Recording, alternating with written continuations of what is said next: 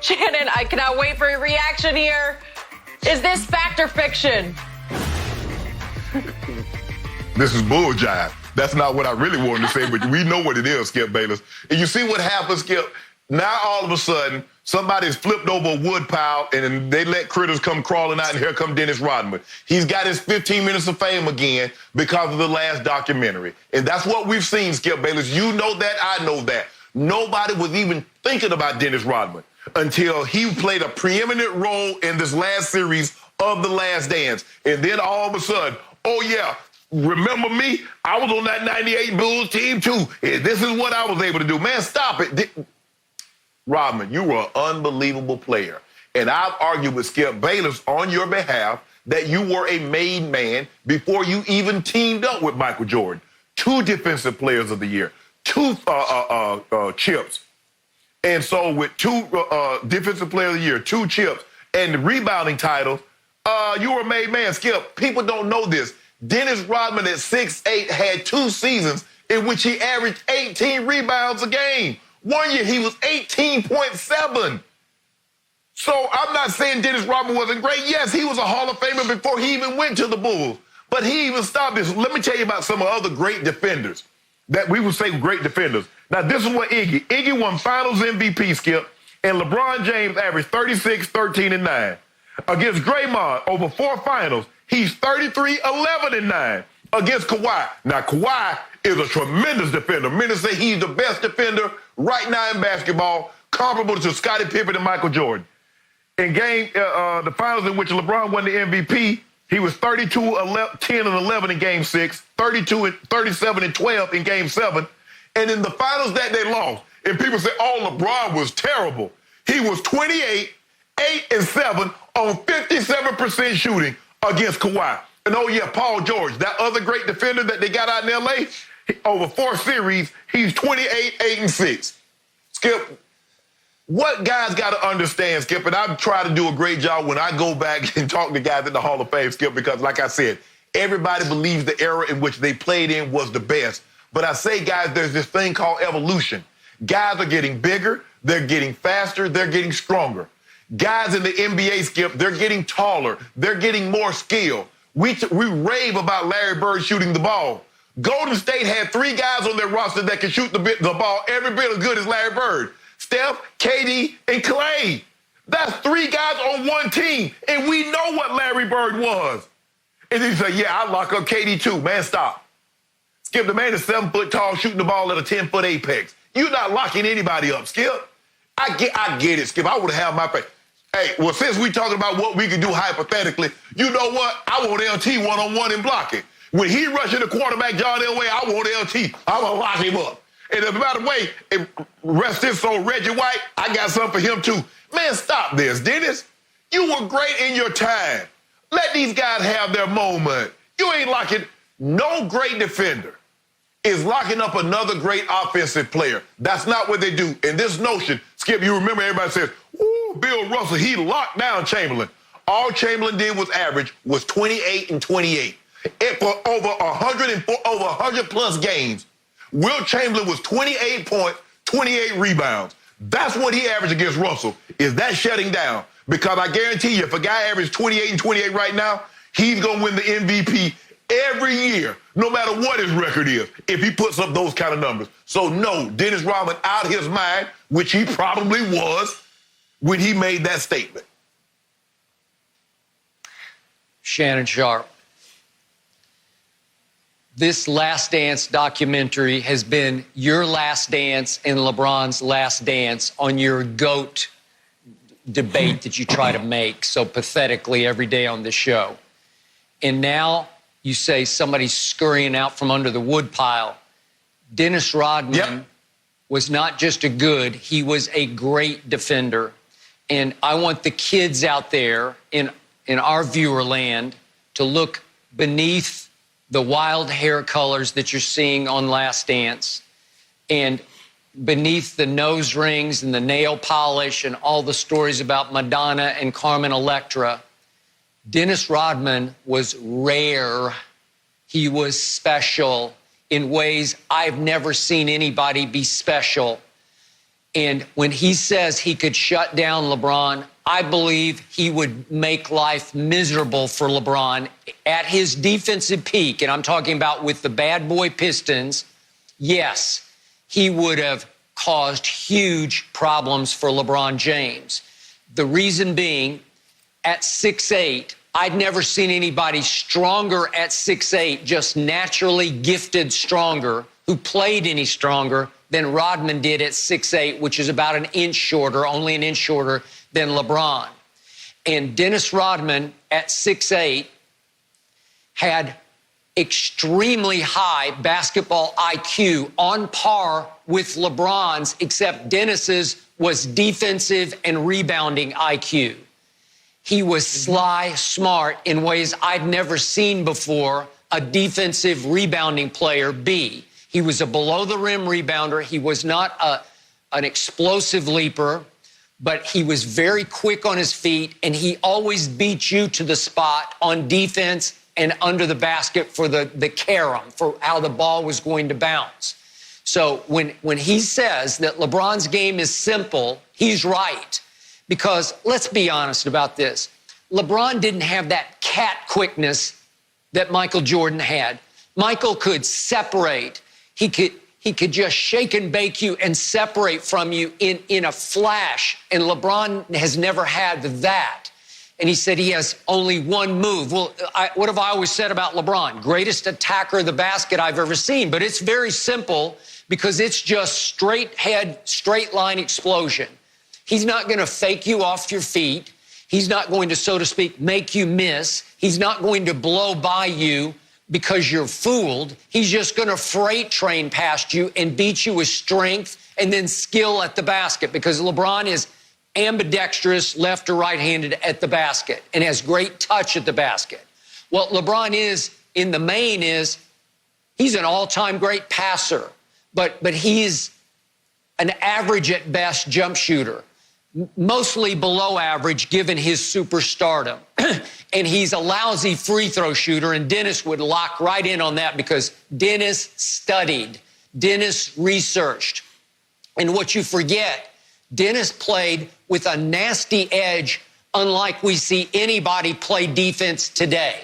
He was the all-time greatest irritant, distractor, the crown prince pest that we've ever had in the history of this game.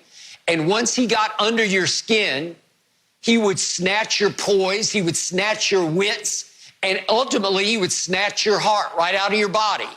And that's what would start happening to LeBron if Dennis guarded him. And I made the case to you, Shannon. We were talking about Shaq, Kobe, Lakers versus the 98 Bulls. And I told you, well, on defense, the Bulls would just put one of their 7-footers, Luke Longley, Bill Winnington, at the rim, and then they would put Rodman on Shaq.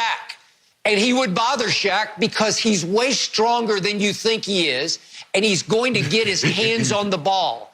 He is different as a defender in ways that I've never seen before.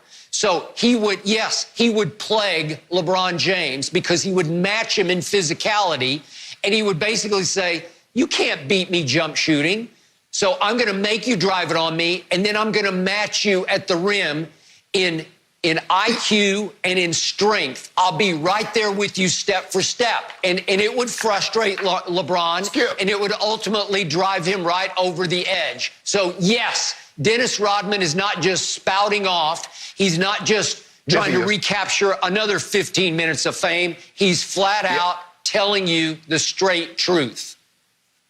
Skip, you just said that Dennis Rodman was a below the rim. LeBron plays above the rim, even in year 17. Now, what we're seeing is that he only has, think about this, Skip. Kareem only had one move. Kareem only had one move, Skip Bayless. How would that work out for him? Over 38,000 points with one move. What?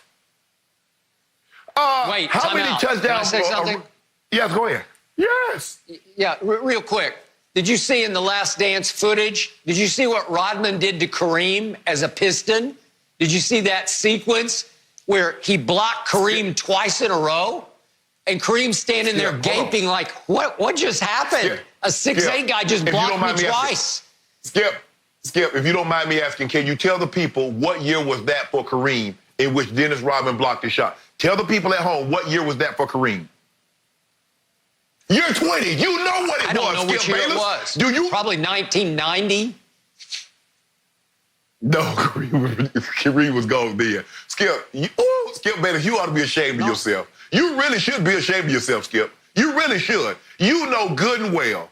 LeBron James. So this is what I don't understand.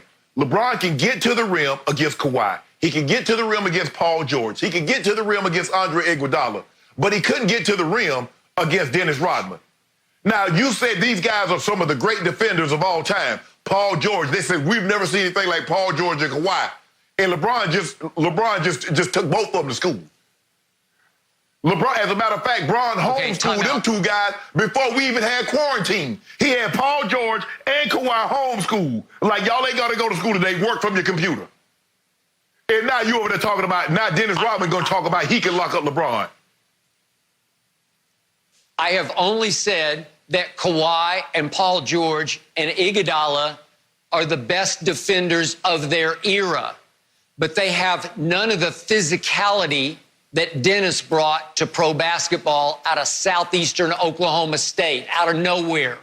Right. And to me, he changed the game, the way it was played. He was the one setting the tone for the bad boy Pistons because 1990, 91, he was the defensive player of the year, as you pointed out. And in 92, he led all of basketball in defensive win shares. So for 3 years, he was the best defensive player on the planet, setting the tone, the bad boy tone, playing in the gray area where he was trying every trick in the book to distract you, to get under your skin and into your heart. That's what he did best. So physical, so nasty, so I don't give a you-know-what. He didn't care who you were. He didn't care if it's Kareem Abdul-Jabbar or it's Kareem nobody. He did not care. He's just going to take the ball out of your hands, which is what he did. So in other words, he's a bigger Lance Stevenson, Pat Bev. That's what Dennis Rodman is, a bigger, more physical Lance Stevenson, Patrick Beverley. Is that what you're saying? Oh, he's got some Pat Bev in him, except he's 6'8" and much stronger and more physical than Pat Bev. Yeah. But that bulldog mentality that Pat Bev has, yes, that was Dennis Rodman. And the antics of Lance Stevenson. Skip, you remember how he's blowing in his ear, how he's looking at him, how he's doing all those shit. Mainly, Skip, when he was in Indiana, when LeBron was in Miami. Yeah, no, I got it. No, that's a good analogy, except Lance couldn't back it up. Lance did it during timeouts. He's going to blow in your ear. Dennis would do all of those things during timeouts, tug on your shorts, and I don't think he ever untied anybody's shoes, but he would do those kinds of things in timeouts. Then he would back it up when the ball was in play. Yeah. Lance couldn't back it up. Skip, we know, this is what we know. Even the greatest defenders against the greatest offensive guys, you just hope to contain the numbers. If the guy gets 35, you just hope you can hold him under that. This notion that a great defender can stop a great offensive guy, you can't, Skip. You just can't. And this is why, you just hope that we can get offset. Okay, LeBron gonna give us 30. KD will probably match that, give us somewhere between 30, 32. Kawhi's gonna get his. Guys, the great players are gonna get theirs. You just hope you can offset some of that. This notion that he says he's going to lock him up, which means you ain't getting nothing today. You're going to have like 15 points. Man, stop. Stop. Skip, you don't have to embellish it. Dennis Rodman was a great defender. I'm not denying that. Dennis Rodman was a hell of a player. And guess what? They would not have won the second three-peat without Rodman. You know that. Everybody knows that. Because for 7 straight years, Dennis Rodman led the league in rebounding. For this many, 7 straight. I know you can't see it because you don't have a monitor. 7 straight. And he was 2-time Defensive Player of the Year. So in other words, he was a made man before he met Michael Jordan. Michael Jordan didn't make him.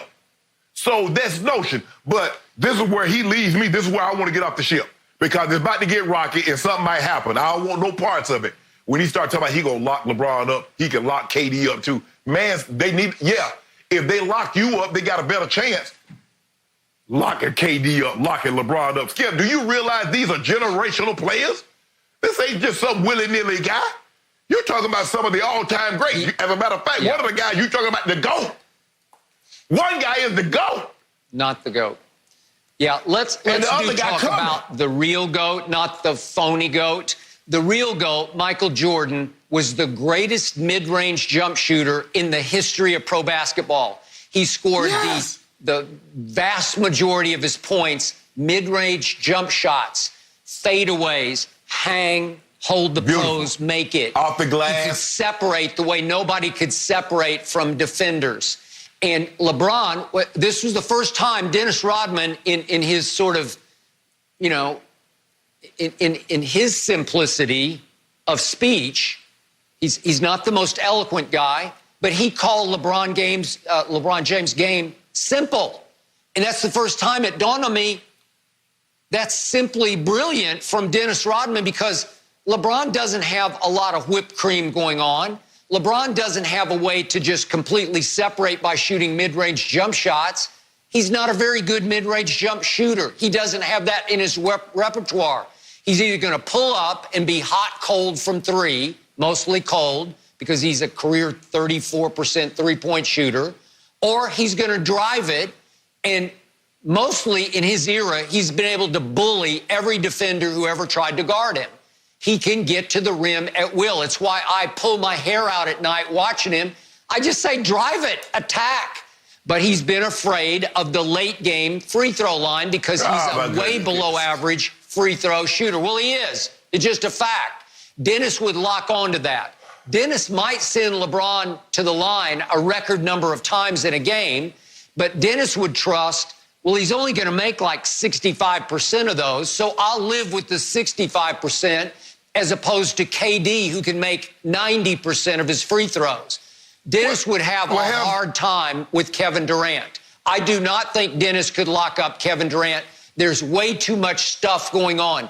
Kevin's game is not simple. He's 7 feet and he's got wingspan of 7'5". That's hard to guard. LeBron is much easier to guard than Kevin Durant. Thank you for watching. You can subscribe here to get the latest from the show, and be sure to check out more of the best clips from Undisputed, or go watch a few other segments from our other shows on FS1.